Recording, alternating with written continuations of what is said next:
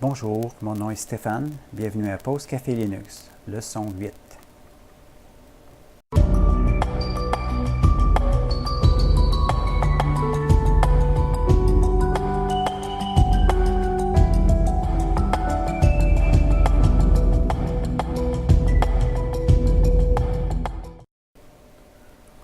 Aujourd'hui, dans cette leçon, nous allons introduire un nouveau système d'exploitation Linux, Voyager.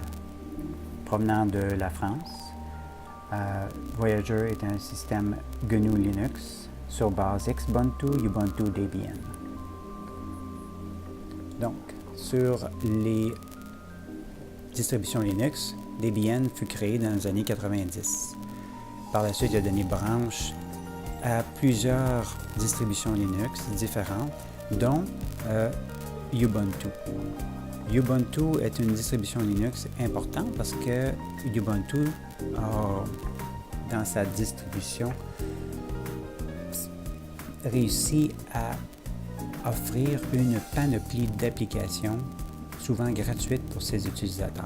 Donc, tout ce qui était hérité de Ubuntu est important pour nous parce que les clients, les utilisateurs ont plus de possibilités d'avoir différentes applications.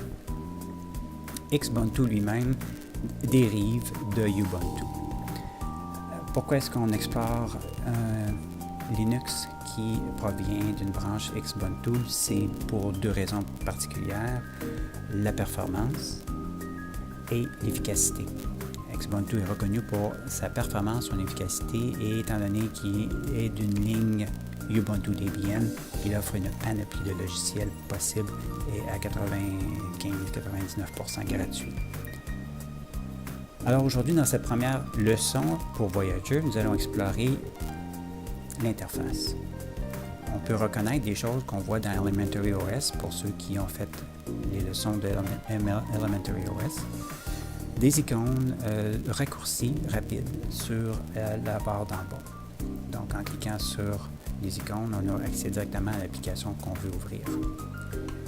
Ceci étant dit, on peut ajouter ou supprimer de ces icônes-là. Pour supprimer ou rajouter, nous allons voir ça tout à l'heure quand nous allons explorer le menu.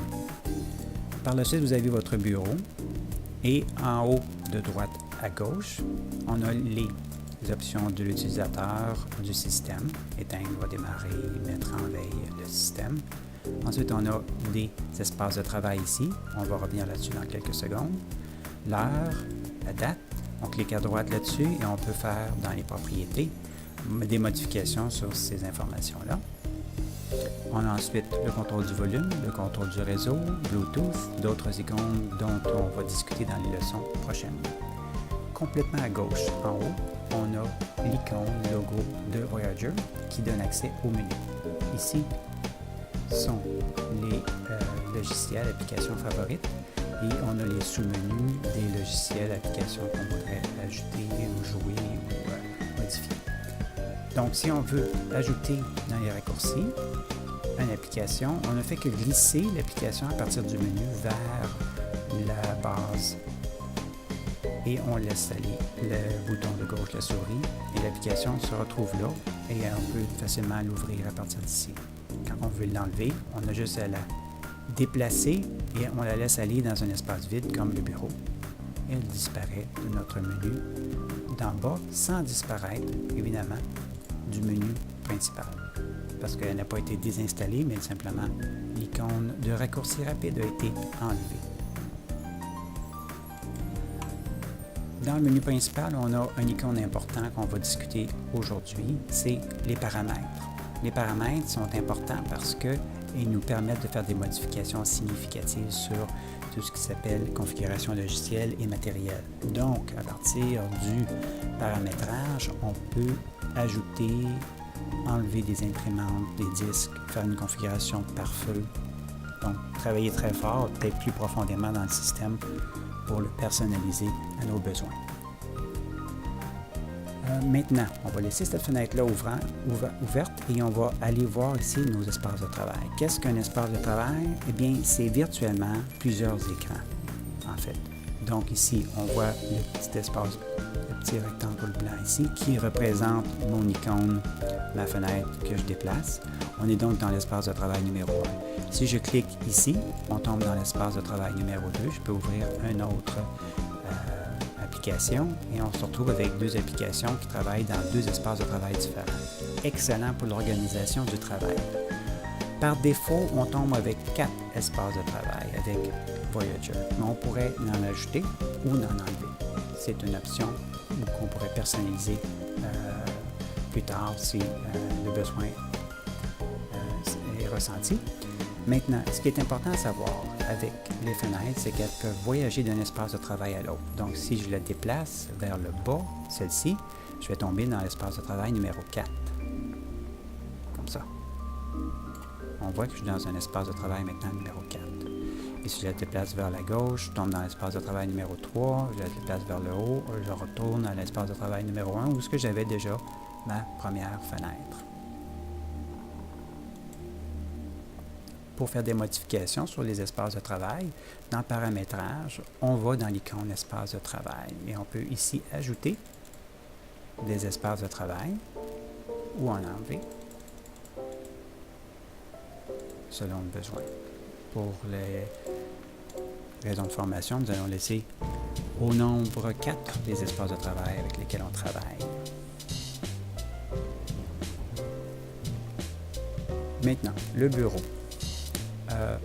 En fait, les images, le fond d'écran du bureau peuvent être modifiés tout simplement en cliquant à droite et en descendant aux paramètres du bureau. Donc, si on veut changer le fond d'écran de notre espace de travail ou de tous les espaces de travail, il s'agit simplement de sélectionner l'image qui va remplacer l'image précédente. Donc, dans mon cas, disons que je voudrais choisir l'image plus foncée, ici. Voilà.